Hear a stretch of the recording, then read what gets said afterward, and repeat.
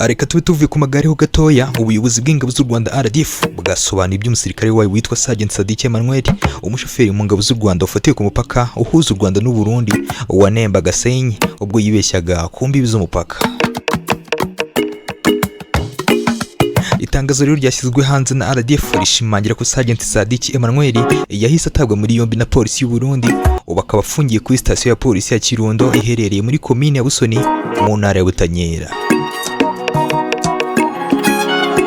Ubuyobozi bwa RDF bwagize buti RDF aricuza aguye iki kibazo cyabereye ku mupaka duhuriyeho kandi yiteguye kunyura mu nzira za diplomasi zishoboka na guverinoma y'u Burundi kugira ngo umusirikare agarurwe imuhira.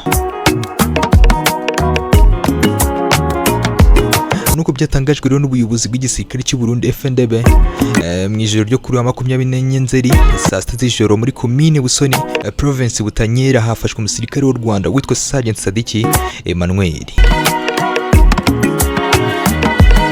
Uwo musirikare wari umushoferi ngo yambutse umupaka w'u Burundi n'u Rwanda anyuze ku nzira y'igitaka iri hafi ya LN14 Gasenyi Nemba. Yatawe muri yombi n'abapolisi bagasutama maze kwinjira ku butaka bw'u Burundi muri metero 700.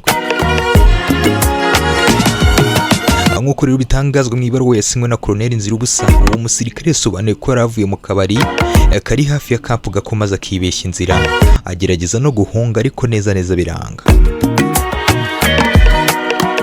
Anytime is now, igihe wumva kuri micro ni Kim. Ciao amakora hari nayo ngayo rero biri kugenda bizenguruka kuri iyi mihanda social media ndetse n'ibitangazamakuru bigiye bitandukanye.